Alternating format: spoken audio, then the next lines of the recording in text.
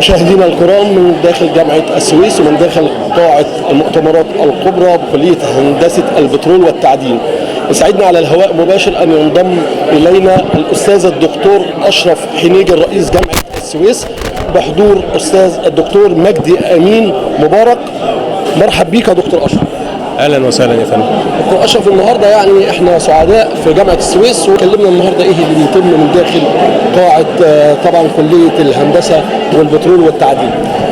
طبعا هي جامعه السويس ده يمكن الموسم بتاع الندوات التوعويه للطلاب. الحقيقه النهارده بدون مبالغه من اروع الندوات اللي اتعملت هذا العام في جامعة السويس. النهاردة الطلاب كانوا بيسمعوا الندوة الخاصة بالبلازما اللي ألقاها معالي اللواء طبيب مجدي أمين مبارك. الطلبة الحقيقة كان في انضباط شديد جدا وفي تركيز شديد جدا، وطبعا زي ما احنا عارفين وتفضل سيادة اللواء انه قال ان ده مشروع قومي. طبعا ده مشروع قومي لانه بيهتم بصحة المواطن، وقال لنا بكل بساطة ايه هو مشروع البلازما، وقال لنا ان في جزء اللي هو البروتين اللي بيمثل يمكن 7% فقط، وفي فرق بين التبرع بالدم والتبرع بالبلازما. وعرفنا ان شاء الله باذن الله مصر في سنة 2026 هيبقى في تصنيع ادوية كامل بدون. احنا دلوقتي بنعمل حاجة مؤقتة، بناخد التبرع بالبلازما النواتج بتاعته نوديها بره بتصنع الادويه وترجع لنا تاني. ويمكن زي ما تفضل ايضا معالي اللواء وقال ان التصنيع ده يمثل نسبه كبيره جدا من انتاج الدواء، يعني يمكن 70% من 65 ل 70.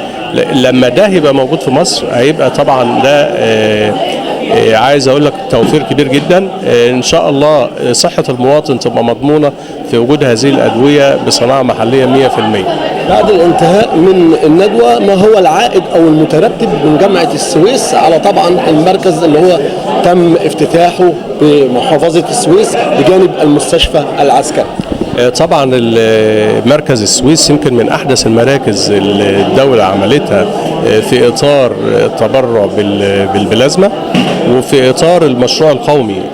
يمكن معالي اللواء اتكلم بصراحة على ان يدعو دعوة لجميع اعضاء التدريس والطلاب بزيارة هذا المركز ونشوف ايه هو دور الدولة اللي اتعمل في اطار هذا المشروع.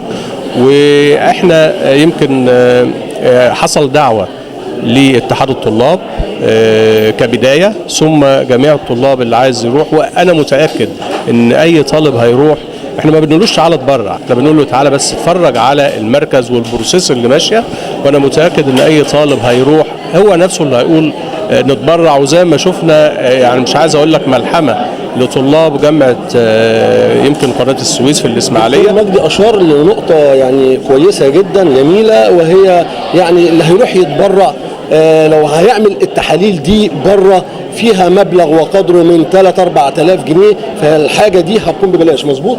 بالظبط يا فندم، ده هيحصل فعلا. اللي هيروح يتبرع هيتعمل عليه كافه وبكل دقه كافه التحاليل وكافه الفحوصات، بالاضافه ان المتبرع مستقبلا ان شاء الله هيبقى في كومبنسيشن او في تعويض، سواء زي ما بتعمل حتى الدول الاوروبيه. هيبقى في حافز جامد قوي ان شاء الله للتبرع بالبلازما. وانا زي ما بقول لك تاني ان الطالب مجرد ما يروح بس زياره، انا متاكد ان جميع طلاب جامعه السويس ان شاء الله هيتبرعوا بالبلازما لنجاح مشروع باذن الله. نروح كلنا ونعمل طفره اعلاميه يعني في حب مصر والسويس خاصه. اشكر حضرتك على المجهود العالي يعني العظيم في جامعه السويس، وان شاء الله نلتقي قريبا جدا في ندوات اخرى.